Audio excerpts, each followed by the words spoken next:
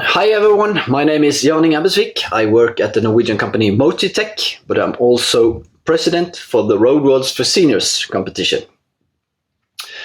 Today we're going to talk a little bit about the enthusiasm, happiness and benefits that the Road Worlds for Seniors gives. But before we dive into the Road Worlds for Seniors universe, I have to give you some background regarding our product MotiView. MotiView as a concept is a video library and it's used every day all year around, but it's also an essential part of the Road Worlds for Seniors competition. MotiView is an app with a video library counting nearly 2,000 videos from 38 countries around the world. You connect the device, typically a computer, to a TV and the videos are ready to play. We also have playlists with music to each film, since music is an important part of the reminiscence. So by using the exercise bike, video and sound, the user can take cycle trips through familiar surroundings and childhood memories. It stimulates people with dementia to be more physically active and cognitively active, in other words. I show you a story that the Sunday Times in UK made about the concept last year. Every day when she's been on the bike, she tells you about somewhere else she's been. California, Switzerland, Singapore, Rome, Israel.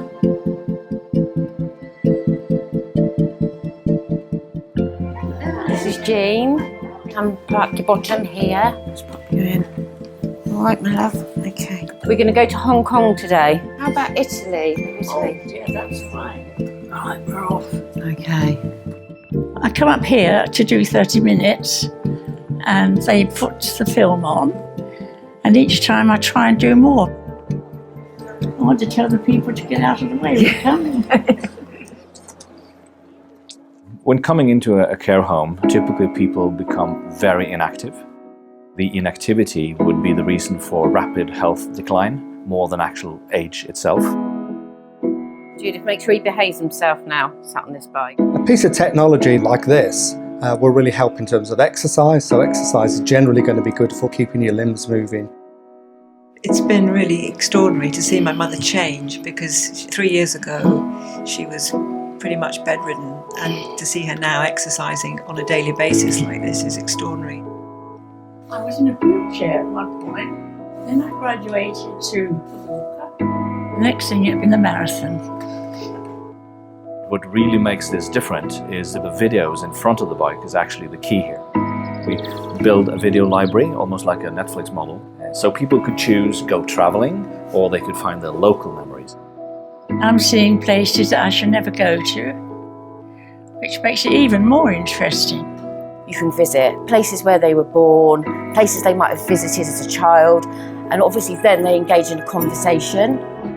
This is really important for a resident with dementia, being able to go back in memories, revisiting places. The cycling initiative created by Motitech is a great piece of technology that helps those with dementia. At AXA we run the Health Tech and You Awards, and last year we had 2 incredible winners in the category Innovations in Early Diagnosis of Dementia. All of the innovations we're seeing in dementia care are really exciting and will go a long way to improving the lives of those living with the condition. What do you remember about Muddy Third? it was really rather nice actually. Yeah, lovely beach. Yes. When I met Anne, she was a very, very scared lady. Not great at making friends. So when we introduced Anne to the bikes, it was like seeing a different lady. Did you ever used to walk down this road? Yeah, I did actually. Did you? Such a massive change in her confidence. She just can't wait to get down here and then mix with the other residents as well, which 3 months ago, I would never have believed. Oh, well done. We've reached the pub, Anne. Even residents that I thought would never ever dream of getting on this bike are actually enjoying it, which is fabulous. This is keeping me in trim, but I haven't done much today at all. Been chatting too much.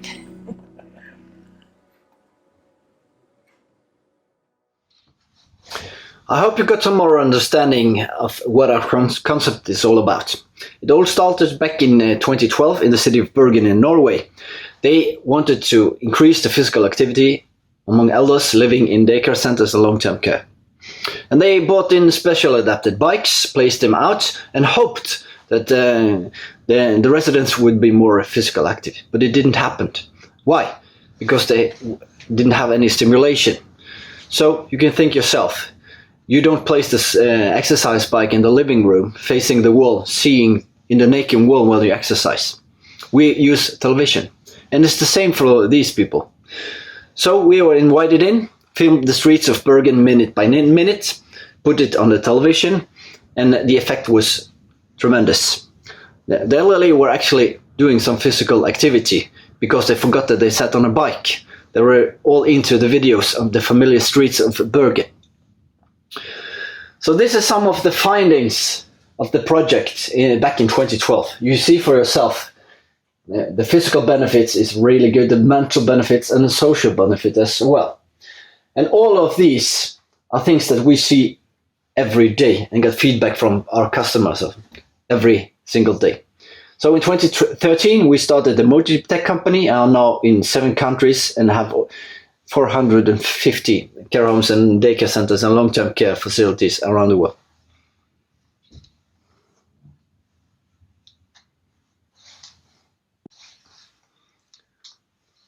In 2017, the city of Bergen hosted the UCI Road World Championship for professional cyclists. They had ambitions to include all residents in the city in the championship. They have established a public health campaign that includes kindergartens, schools, universities, companies, and so on. But there were no arrangements for the older population. So we found out that this could be a good opportunity for us to set focus on the seniors. We launched the Road Worlds for Seniors and became a part of the public health campaign. So when the streets of Bergen looked like this, the care homes participating in Road Worlds for Seniors looked like this. They were celebrating all day long. They had kickoffs. They invited the majors. They invited celebrities to be part of the kickoffs of the Road World for Seniors. Our mission was to set focus on physical activity for older people and people with dementia, and have fun at the same time, of course. But it was a contest as well. We have to be honest, because we count kilometers to decide the world champion for men, women and teams. We also made t-shirts, caps, mugs and so on to make a great frame around the arrangement. The first year was a huge success, so we quickly decided to host the Road Worlds for Seniors again. I'm going to show you a little video to tell you what it's all about. Have you seen the wording on the front of your t-shirt? No. Pedal on, man, pedal on. I was 100 in November, so I'm 100 and a half. I think that's a damn good idea. It's exercise and it's good for you. You know, otherwise what would people do? You know, they don't go out walking so much, but when they sit on here and get exercise, it makes it more interesting. We entered the Road World for Seniors last year and we came 13th. And the atmosphere was amazing. The residents wore t-shirts and caps and got into the spirit of it. It's one of the best things we've ever done. The residents love it, the staff love it. It's amazing.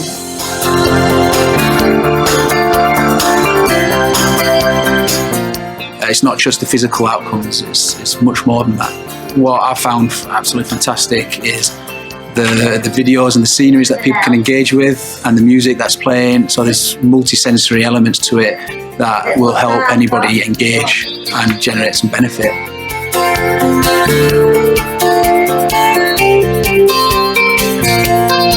We're really passionate about everybody having the opportunity to be physically active across all stages of their lives, and we saw working with Mototech as being a really innovative way of doing that, and particularly the Road Worlds for Seniors.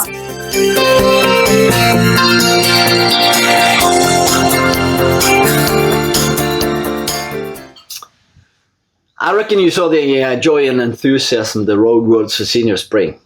It's not only the cyclists, but it's also the staff and the relatives as well. And everyone participating in the Road World for Seniors get their own medal. So I will get back to that later on. The joy and enthusiasm and the pictures and videos they share on social media, so the community will be aware of what's happening in a local care home or daycare facility. You can see my favorite picture here behind me. All these people with the walkers waiting to go on the bike. It's a great picture. And we also have a sentence: we turn older people and people with dementia into dedicated athletes. Why do we call them that? Let me tell you. We focus on abilities instead of disabilities. Everyone can participate despite function level or age. You see the 104-year-old woman here. She was actually one of 2 104-year-olds participating last year. And you see, she's smiling. She got her own medal. She didn't cycle so many 100 meters, but she did her best and really enjoyed it. And as I said, every participant get their own medal. And this is a big moment for many of them. This is a huge thing. Imagine yourself if you can call your grandkids and say, hey, Grandma has been a part of a world championship. You have to come and see. I got my own medal and a diploma or certificate as well. This is an important part. Everyone competing in the Road World for Seniors got their own medal.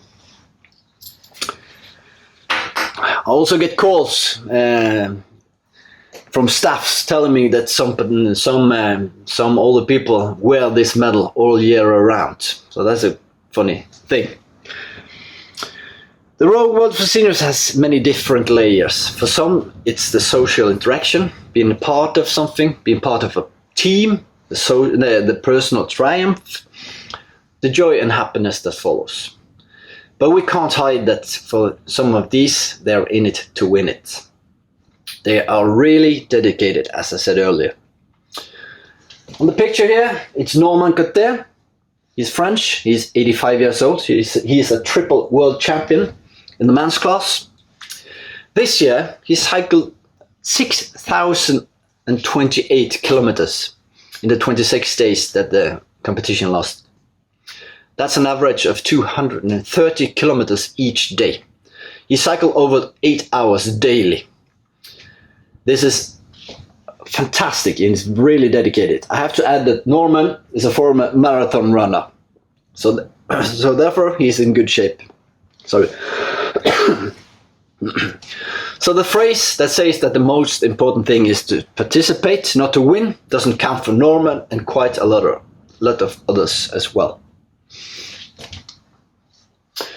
So here you can see the results for our first 4 years.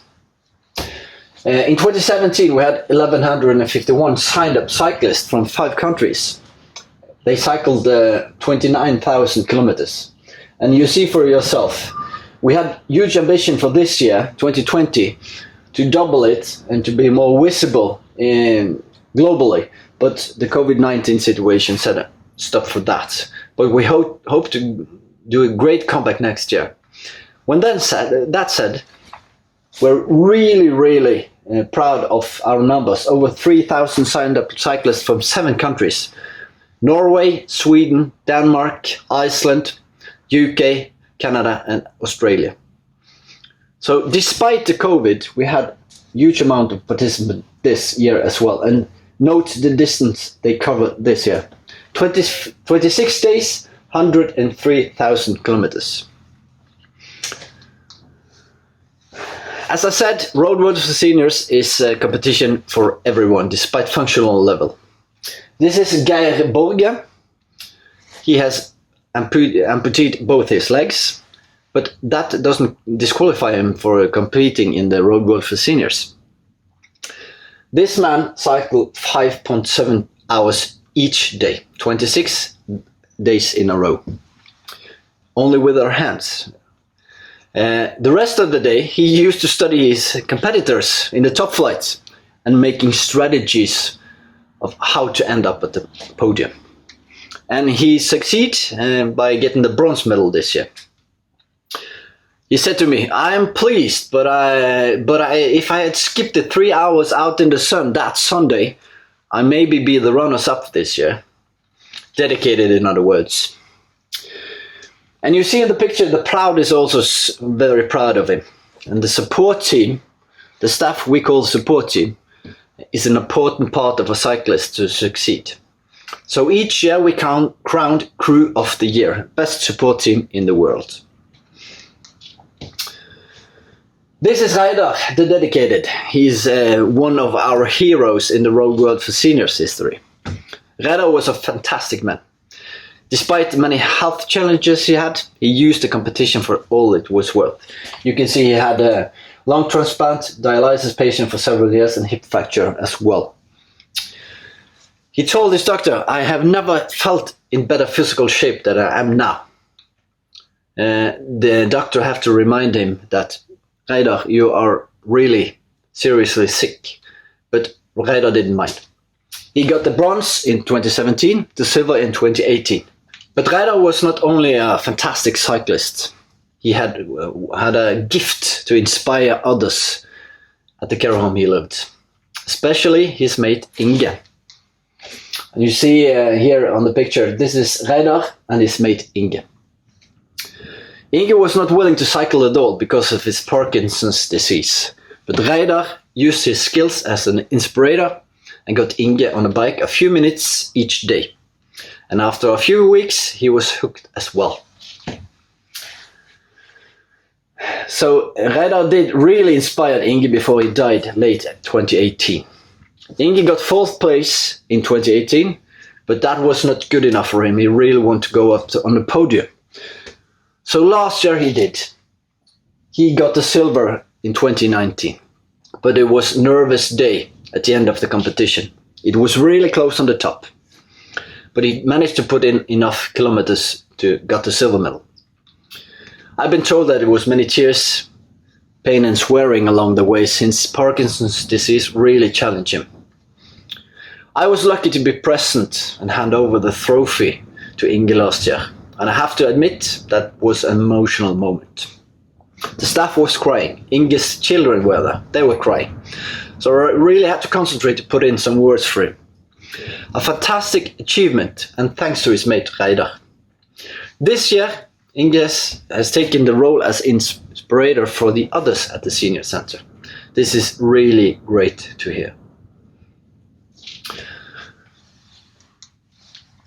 So what is the Road World for Seniors now, 4 years after this started? It's a competition for many seniors, and it's an absolute highlight during the year. The top cyclists are already started to prepare for next year. But the main focus is still to engage all the people in meaningful social interactions, increase sense of social connectedness, and combat loneliness. We also know, based on the feedback, that it increased confidence and job satisfaction for staff working at facilities participating in the championship. We think that the Road World for Seniors is still in its early beginnings, and its potential is enormous. We want this to become the largest sporting arrangement in the world. And we hope that the Road World for Seniors can be a natural element in the discussion about physical and mental well-being for older people and people with dementia all around the world. So if you like to be a part of this as a sponsor, participant, or other, please don't hesitate to contact us. I'll let Sylvia from Manchester have the last words in my presentation. Thank you for listening. I cycle twice a week, but if I can nick in for an extra one, I will do. I'm 96 years old. When you get to my age, which please God I hope you do, it's excellent to be able to exercise. So being given the opportunity of going on a bike and feeling, well, maybe I feel a bit younger today. My favourite place, Tel Aviv. I mean, how many people can sit here when it's raining outside, be in Israel? Not many. You feel as though you're actually in that place. So if I hadn't been to Italy, or if I hadn't been to this place, I could choose it and then feel, oh my goodness, when I see my family tonight, I'll be able to say, guess where I've been today? I've been to Italy. Let's put it this way, it makes you dream a little bit. I really can't give you any way at all that I can say that I don't enjoy it. It's just, I feel alive. I'm going to put it that way.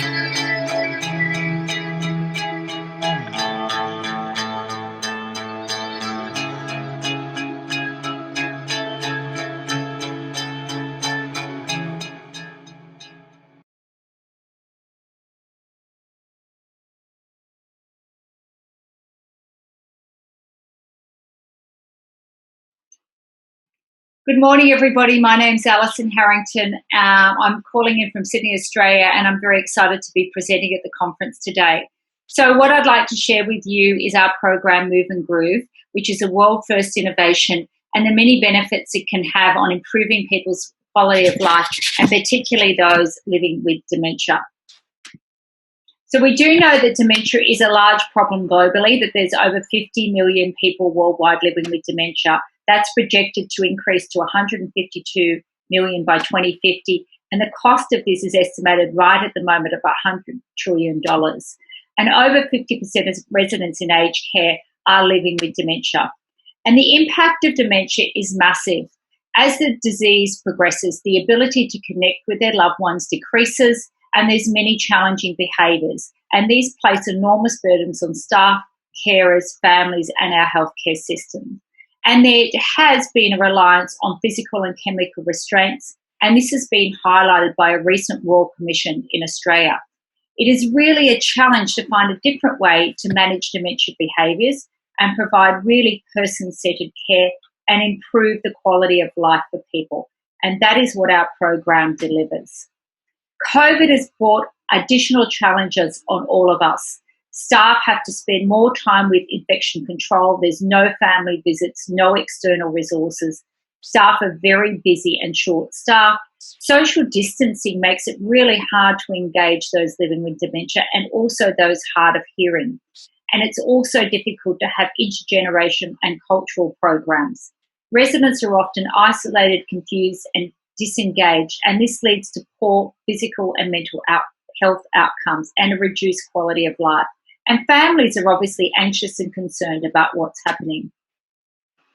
We do know, however, that the benefits of music for those living with dementia is clear. It is the ability to bring people alive and connected and be calming and reduce agitation, as seen in the very famous documentary Alive Inside. In the US and UK, respectively, there is both organisations called Playlists for Life and Music and Memory who are dedicated to building awareness and facilitating involvement in music as therapy in the broader health community.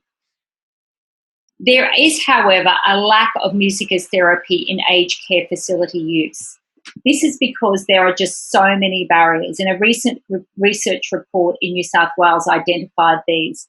The barriers around technical barriers around streaming platforms, equipment storage and hygiene, training barriers about how to train staff, how to provide practical support, and the time taken to prepare and access playlists. And there's also content barriers, how you actually find the most appropriate content, how you store that, and how you access it. We've actually come up with a solution to overcome all of those barriers, and in the last 12 months we've been on a journey to build the Move and Groove program. And the program is comprised of 3 elements. We provide a silent disco kit of equipment. It's a little pink basket you can see in the left-hand side of the screen, which actually contains 10 headphones, a transmitter, a microphone, and a pre-configured tablet, and all the instructions you need to run the program. The program itself is a log-on subscription-based application, which I'll share with you in a moment, that contains thousands of items of content across music playlists, podcasts, and videos. And then we've actually worked really hard with industry experts to develop a training program, which consists of an initial onboarding training program of 2 hours of a Zoom call, and then 5 segments of short burst training. We also provide ongoing support for our customers over the course of their subscription. So we're checking in with them every couple of months to make sure that the program is fully embedded in their care homes. So we really do provide an endless choice of content, and as I've said to you, this is just a snapshot of the depth of content that's currently on the platform, and it's building out all the time across thousands of podcasts, playlists and videos, and it's been specially curated for seniors to provide a very rich and engaging immersive experience. This is just a quick snapshot of the types of content, everything from chair yoga to men's shed to languages, audio books. We've got a big Christmas program coming up. So there's so many different content options. This is an example of our music page, and as you can see, all of the different genres of music that we're offering, and these are all accessible via a click of a button. And as we go into different cultural areas, we're adding more and more to the platform as we go. And this is actually a snapshot of our cultural music section in the application. As you can see, sitting behind each of these buttons are lots of playlists under each culture, so that if staff have somebody, for example, who's from India, they can very quickly access Indian music in an Indian playlist. So as you can see, we make the whole ability for staff or a carer to access this music very easy. And because we make it easy, this cultural and spiritual options on the platform have become very powerful. As I said to you, we have a huge cultural diversity of content on the platform. And we also now are building out a huge variety of spiritual content, everything from church services to sermons and meditations. And we're currently trialling and piloting this program as part of a palliative care grant with the South Australian government in Australia. So we're really excited about the possibilities to really see the application of the program in palliative care. So as you've just seen, there's just a huge variety of content on the platform. And I think what we've worked really hard to do is actually make it very easy then for staff or carers to personalise that content. And we've done that via developing a digital personal preference form. So we send this form via email or messenger to people who are caring, the staff, the families to complete. It takes about 6 minutes to complete a form and fill in somebody's personal preferences. That might mean they like classical music, sailing and pets.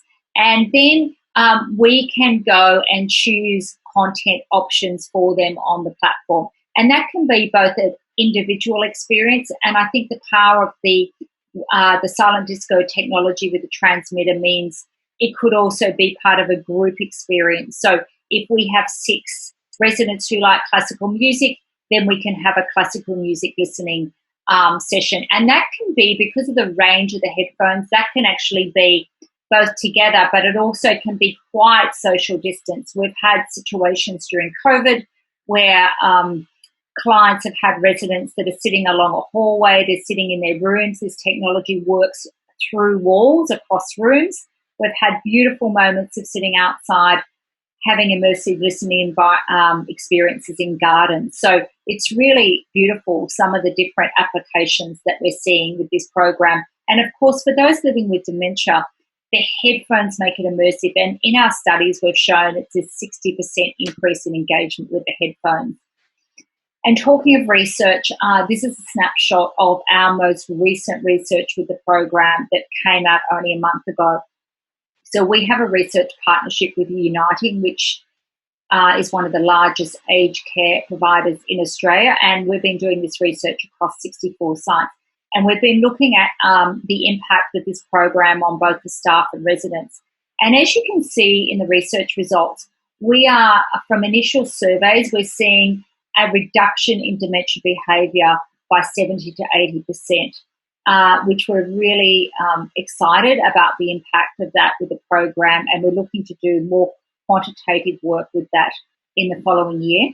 And what was really surprising for us and really quite delightful was that we could see that the staff were actually seeing an 80% increase in job satisfaction. by using the program. They felt happy coming to work. They felt happier with their engagement with their residents, and they felt more connected using the program, because when they were actually also able to listen to something with somebody else, it formed a connection, and it also formed a conversation with them afterwards. So we're finding these beautiful benefits with the program about connection. And these are all the many benefits for staff, and I'll let you read through the list, but obviously it's very easy to use and saves time. It is virtual music as therapy on tap, and also reminiscing therapy through our videos and podcasts. In Australia, it meets a lot of the standards of person-centred choice and care. It has the ability to reduce reliance on medication. We're training all staff to use the program, not just lifestyle staff. So if someone's distressed at 3 a.m. in the morning, the staff members can go to them and offer them a listening experience.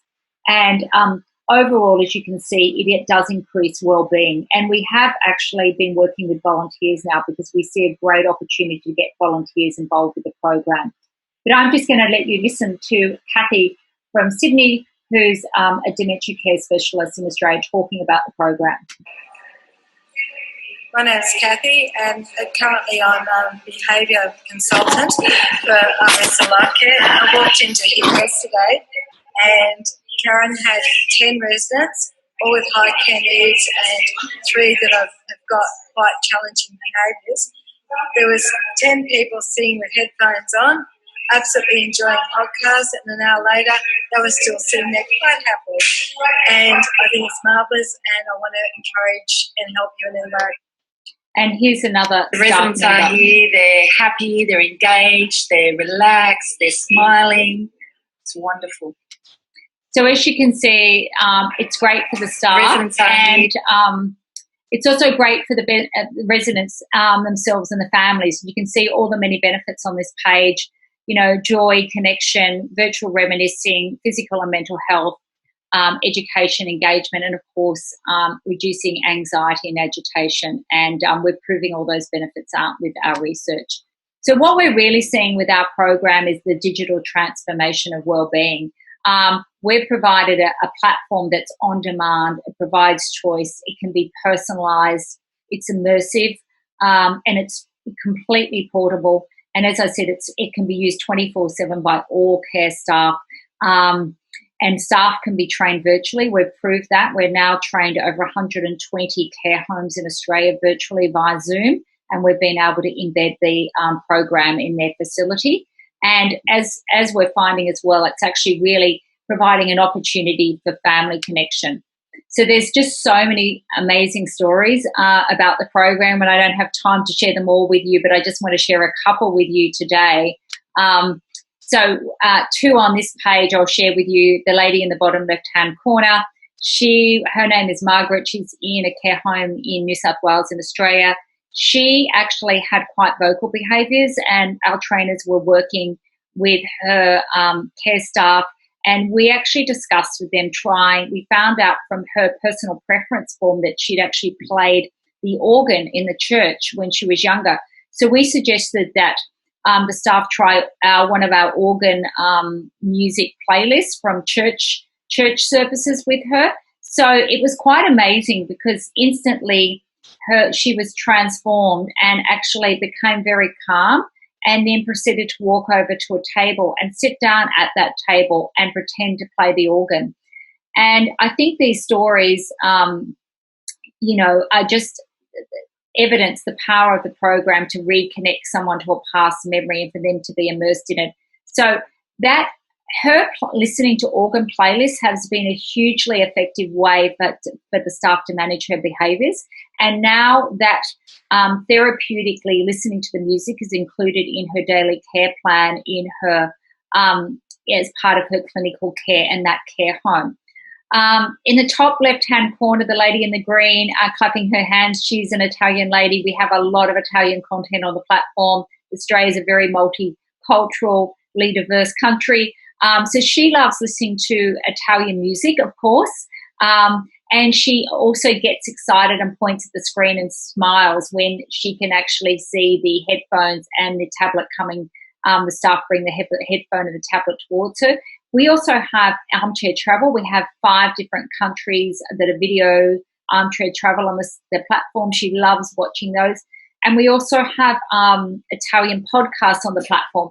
So for her, she has reverted to her mother tongue and doesn't actually speak much English now. So for her, being immersed in her mother tongue and having that immersive experience has really been beneficial. So I just want to share a bit of video. This is Jessie. We're finding the program also can really help those residents who are very isolated and may not come out to activities and sit in their room. As I said, a lot of people have been sitting in their rooms during COVID because they've had to sit in their rooms. But this is a beautiful moment. Jessie is Irish and loves listening to Irish music. And so the staff every morning have gone in and are playing Irish music for him. And this is a beautiful moment of him coming out of the room and actually dancing with staff. And this has once again increased the bonding for him with his carers. So we're finding this bonding is happening not just in care homes, but in the home. And this is a lovely photo of Ray and Kay.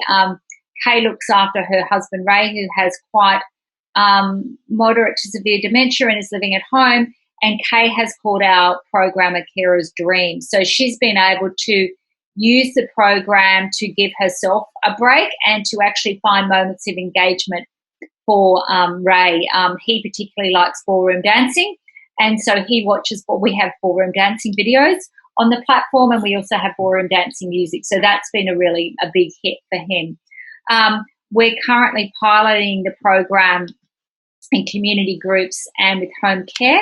And the program has a lot of application across all of these 3 channels. So we're definitely already operational in aged care. We're talking to several hospitals in Australia about how we can use the technology in hospitals to provide immersive experiences for those living with dementia or in palliative care. We are already have the program running in several community groups and talking to retirement homes and respite. And of course, just for people's parents at home, we're already just deploying those programs as well, though we do have some challenges around just teaching somebody over 80 to use technology, but that is rapidly becoming a thing of the past with this massive change that we've seen happen during COVID. So look, there's so many more amazing opportunities for us to create impact with the program, and we're really looking forward to exploring those, not just in Australia, but internationally as we roll the program out and its many benefits. Thank you for your time today. If you want to know any more about the program, get in touch with us or check out our website. Thank you.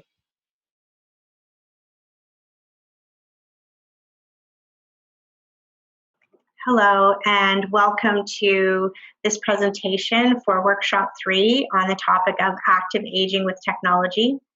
My name is Kelly Murphy and I am an assistant professor and registered psychologist from Toronto, Canada, and co-inventor of Art on the Brain, a web-based recreation activity designed for older adults that I have been invited to present to you today.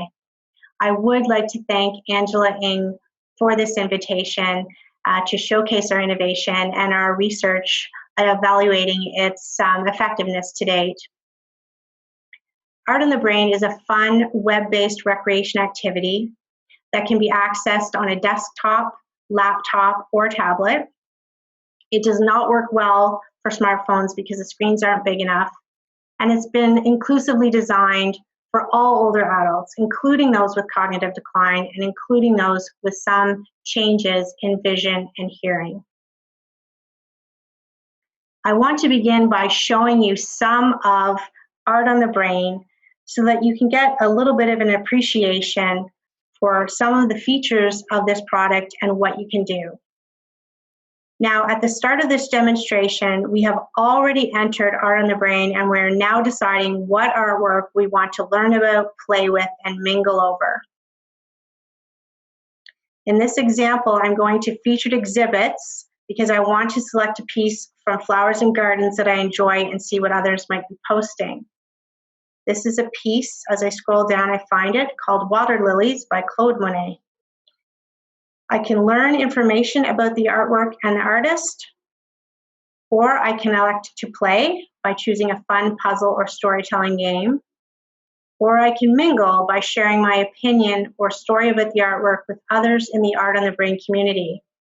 So I'm going to start with Learn, which is what we typically recommend, and I want to review the curatorial content about the piece and the artist, and I can also listen to it because it's audio enabled.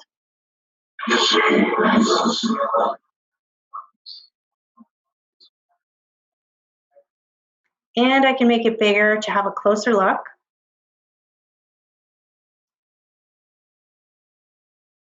And next I can choose to play.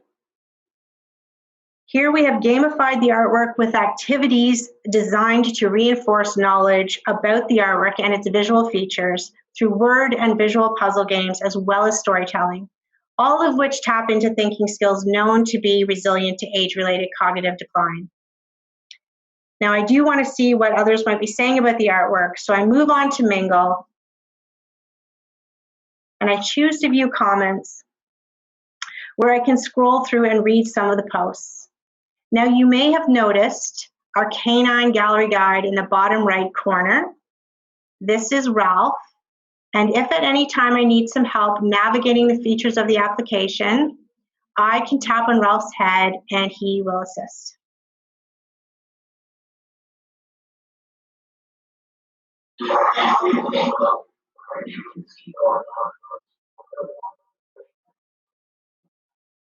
Now I want to show you one of the posts that was put on the Mingle section by a gentleman that was really struck by a particular artwork. He wrote, "I feel a sense of wonder. Was the author painting his memory of himself in the past and himself now? Does he wonder how little his life has changed, but then see it hasn't changed that much?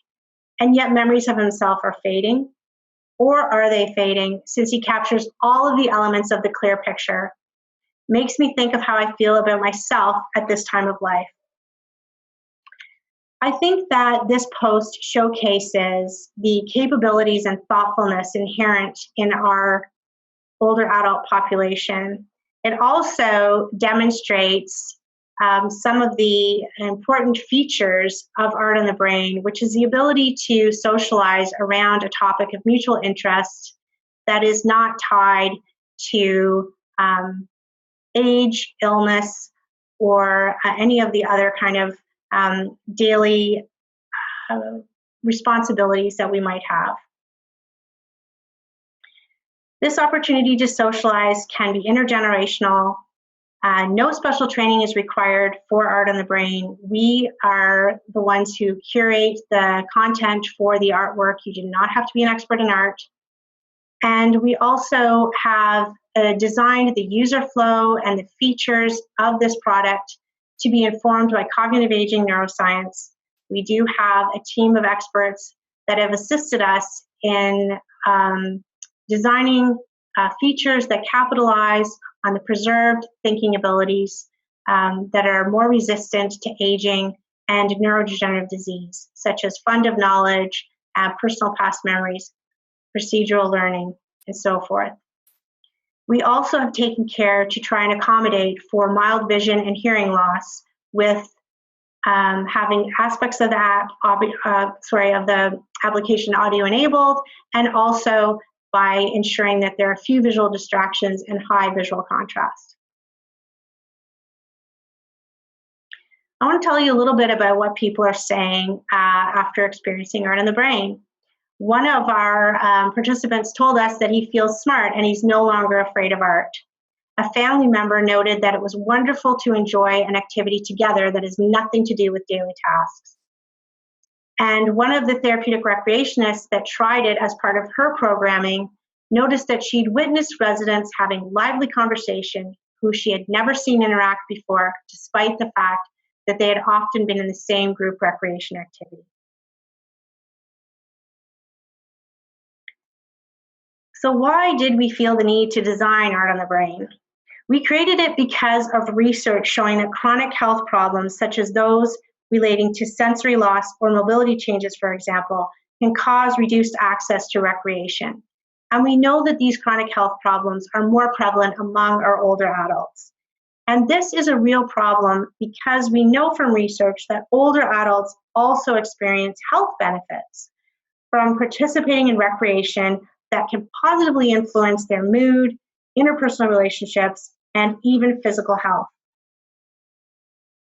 The World Health Organization has published a series of articles in 2019 about the intersection between the arts and health and the importance of the arts for society and the well-being of society. And this includes the well-being of our older adults.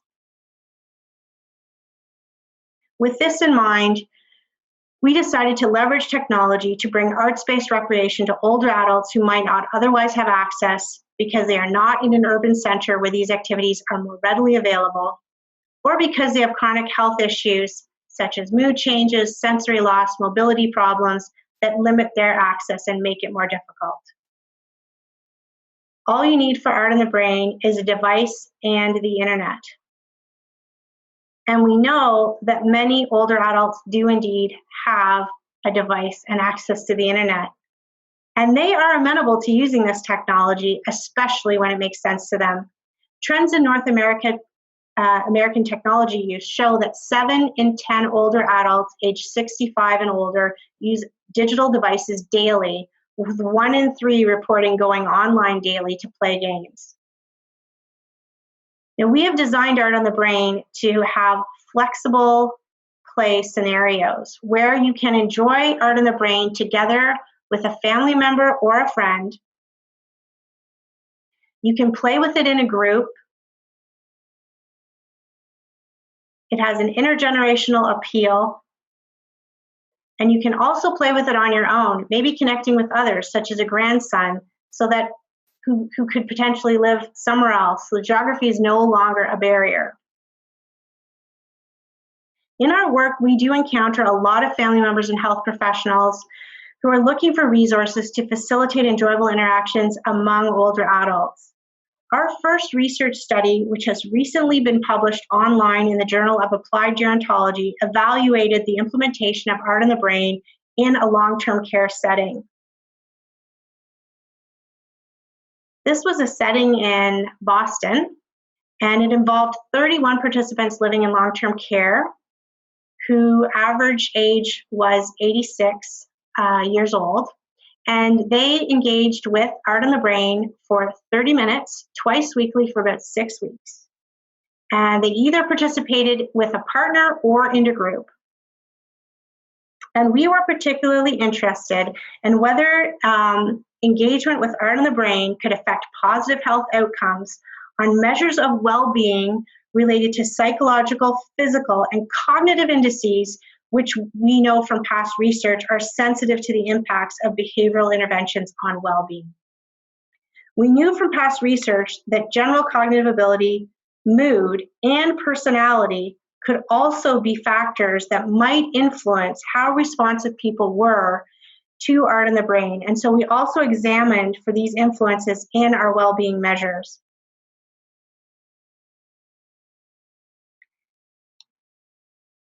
We discovered that over 85% of the long-term care residents who participated showed improvement in one or more of the well-being metrics we employed. And this outcome was statistically examined using binomial tests of post-intervention change, which indicated a significant above chance probability of improvement in one or more of the well-being indicators. And this is sort of visually exemplified by the fact that there's more green, which is an indication of a positive outcome on the graph, than there is gray. We found that cognitive status, so level of cognitive ability, had no influence on these well-being outcomes, which suggests that this experience was an inclusive one.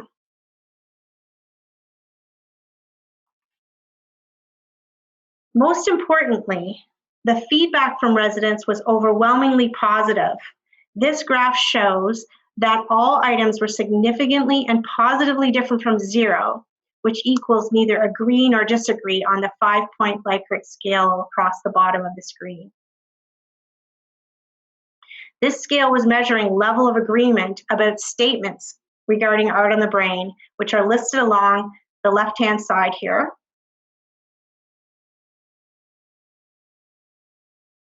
And what you can see is that there's more green, meaning there was a significant and positive response to this experience.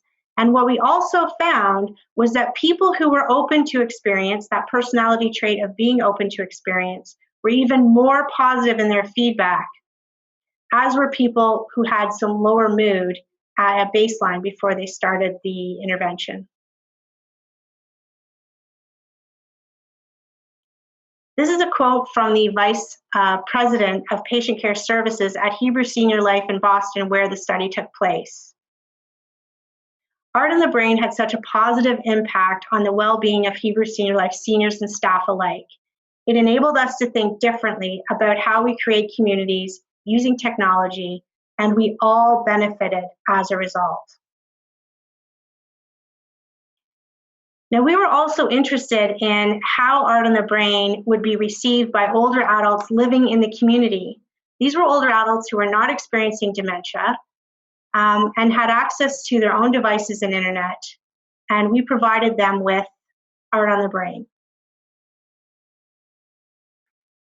Here, we were able to conduct a randomized control trial where we compared people who were using Art on the Brain to people who were using another online game that is updated daily and offered through an organization called Seniors Online Victoria. And we also looked at people older adults who were not experiencing any intervention. Again, we were interested in examining for positive impacts on well-being. And in this randomized control trial, we actually did not show any pre-post intervention change or group differences. But we did discover some very interesting information about characteristics that moderated response to the Art on the Brain intervention. So that personality trait of openness to experience, those folks who had more of that trait responded even more positively to Art on the Brain. Those folks who had lower scores on a cognitive screening test, remember these are not people with dementia, but older adults living in the community without dementia, also that lower score was also more highly correlated with positive response to Art on the Brain. Finally, we did find that those people who showed a change in their attention capacity, a positive change, also tended to report more highly positive feedback about their experience with Art on the Brain. Overall, this feedback was positive when we compared Art on the Brain to another suite of online games designed for older adults.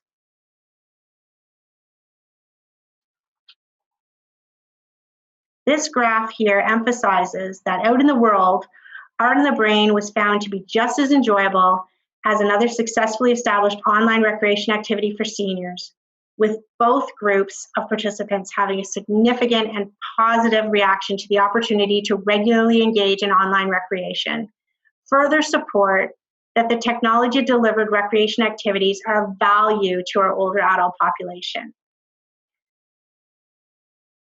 Though the response was equally positive, it was on the other online gaming opportunity. This was not associated with any particular characteristic of the participants, which was unlike what I just told you about Art on the Brain. So what is special about Art on the Brain? This is something that we are sort of looking into a little bit more. And one of the things that we think exemplifies this is just all of the different unique value propositions associated with this product, many of which I previously covered. And a particularly promising one is the benefits that we see may transfer into real life activities. And I alluded to this a little bit with the observation from a health staff member that friendships developed among residents who experienced Art on the Brain together. This is a quote from a couple who participated in our research. We were sharing what we both learned about a Dolly painting with my son and his girlfriend over dinner, and they said we love Dolly. They wanted to know which painting and looked it up on their phones. And they discussed with us, so that was fun, so it could be a family thing. So here they are discussing responsibilities and health issues, but rather discovering mutual interest and learning from one another. In our research, we are currently examining qualitative feedback from our users to better capture these experiences, which represent examples of intergenerational interactions and of mastery and knowledge exchange on the part of older adults. These kinds of qualitative outcomes may be powerful influences toward breaking down age-related stigma and positively influencing the quality of life of our older population.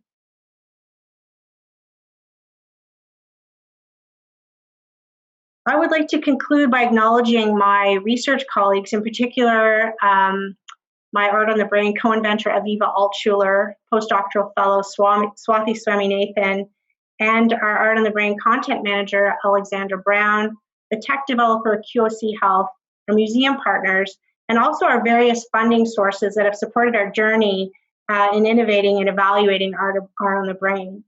Now, this work all took place over a few years, and this was in the time prior to COVID-19.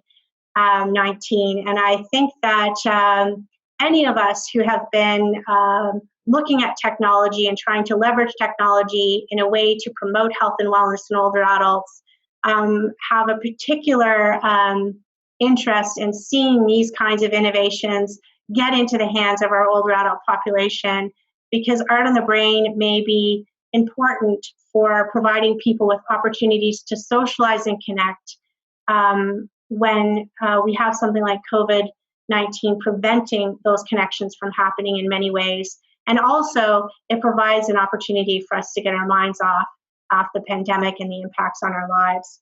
So I would like to thank you for your time today, and feel free to contact me through our website if you have any questions about this presentation.